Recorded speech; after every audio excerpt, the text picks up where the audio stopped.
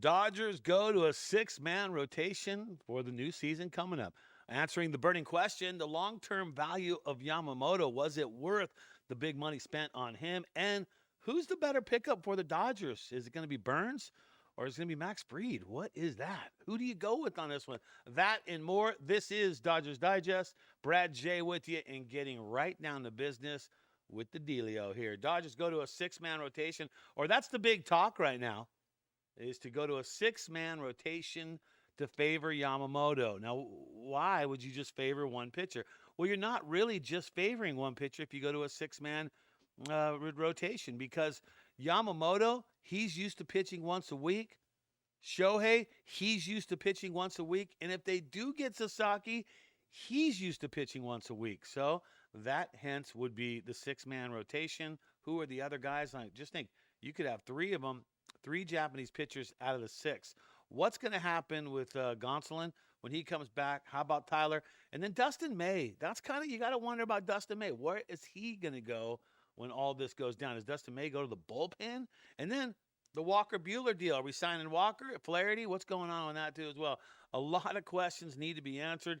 Let's try to unwrap this thing one by one. First off, it's time for the Dodgers Digest quote of the day.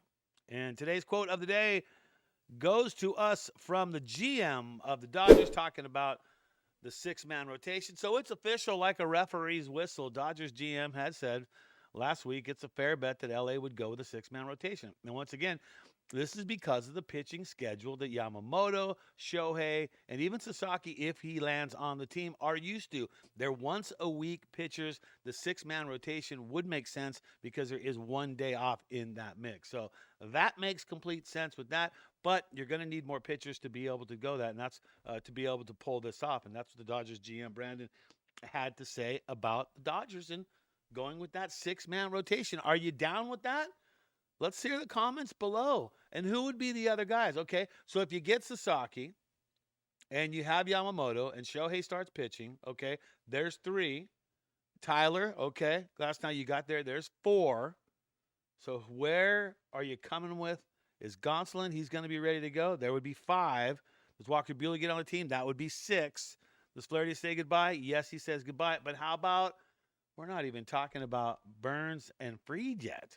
They could be on the team. So there's a lot to unpack and unfold and figure out exactly how this is all going to play out. But one of the biggest questions that we want to answer is, Dodgers spent a lot of money to acquire Yamamoto. And my question is, was that worth the money spent to acquire Yamamoto? Was it worth it for the team? All right. You got to wonder, is it? Where does the Yamamoto rank based on the long-term value according to MLB? Is he worth it, right? Well, let's talk about it. He's only 25 years old, so great contract for a 25-year-old. Three main pitches. Got the fastball, the splitter, the curveball. Played his plus or better. Helped him. All those pitches helped him dominate a 4.8 K to ball ratio while battling shoulder injuries. That hurt him. That was 3 months. Can you imagine having him through a whole entire year? Had a little roughness the postseason debut, but allowed 3 runs in his final 3 starts. So he really stepped it up and was definitely a mainstay in helping the Dodgers win that championship. So is he worth it? I'd say he's worth it. He's worth every penny of it. That's what you want to do. You want a guy like that who can get her done. And at 25 years old, he has a strong upside. He's going to be around for a very long time. All right. Other big questions, too, is like, we've been floating all these rumors and all this talk. Is it Burns? Is it going to be Fried? Is it going to be Sasaki? Who is going to be the pitcher that the Dodgers pick up, or multiple pitchers that the Dodgers pick up? And how does it stack up? Who's more favored than the others? All right, well, let's get down into business on that one. Here we go. This is the bidding war for Atlanta Braves Max Fried. Dodgers have a 29% chance of landing him. Cubs 21%. So almost a full 10% there. The difference. And the Padres down in the 13%. So to me, the way I look at this, Fried's either going to be a Dodger or he is going to be a Cubby. I mean, if you look at that right now, 29% saying that he is going to go to the Dodgers. And once again, Max Fried He is a guy that was born in Santa Monica. He's an LA guy. But I mean, you got to say the thing to Burns too, because Burns is also an LA guy who was born in Bakersfield, close enough to LA, 100 miles. Max Fried not maybe as decorated or flashy as some of the other elite starters in the free agent market this year, but the longtime Atlanta Braves hurler belongs in the group, the same alongside former Cy Young Award winner Corbin Burns, Blake Snell. These are the ones right there. And eventually, the 23-year-old Roki Sasaki. Fried might be closer to Burns and widely regarded as the best available MLB starter than you think. Okay. So it almost looks like the Dodgers are trying to make a play for two pitchers. Sasaki would be one, and then do you get Burns or do you get Fried? That's what it looks like they're going to try to do here. Now, if they only get one pitcher out of it, is that enough to go through it? I think you're going to want to add.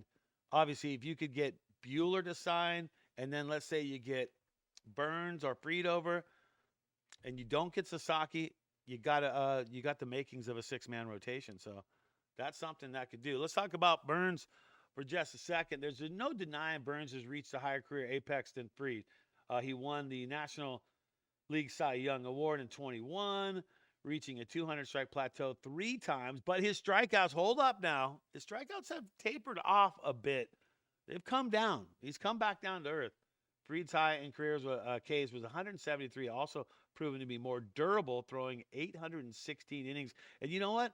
You talk about durability, and the Dodgers, man, could they use some durability?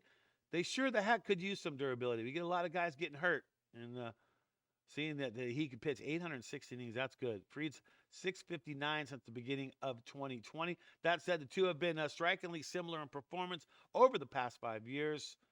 They've been kind of stacking up against each other, and you kind of look at what they've done. You know, even MLB Network has chimed in. And it's down to this. Corbin Burns is either going to be an Oriole or he's going to be a Dodger. That's it. He's not going anywhere else, okay? That's it. It's a 2-team race for Burns. I'd be so surprised. Like I said, I'll drink coffee out of my shoe if Burns is not an Oriole or a Dodger by the end of this stuff. And when the heck are we going to see the 4-time All-Star sign? It's getting to be a position where it's like, come on. Somebody make the frickin' move. Who is going to be the one? Is it going to be Burns? Okay, so my idea, what I think is going to happen here, we're going to get one of them, okay? I doubt that we get 2, but the possibility of getting Sasaki and maybe Burns, I think, is a very big reality, but that could also affect the Buehler signing as well. So I feel like if you get one of these guys, you got to get Buehler back under control and get him under contract for the next season. So there you go right there. What are your things? What are your thoughts on it? Let's see the comments below. And always don't forget to subscribe, like, and turn on those notifications. That's going to do it. I'm Brad J. This is Dodgers Digest. Keeping it going, man. The #1 YouTube page for Dodgers keeps growing and growing and growing. Always remember, though, people do. Oh, my Dodger fans out there, please remember this. Think blue.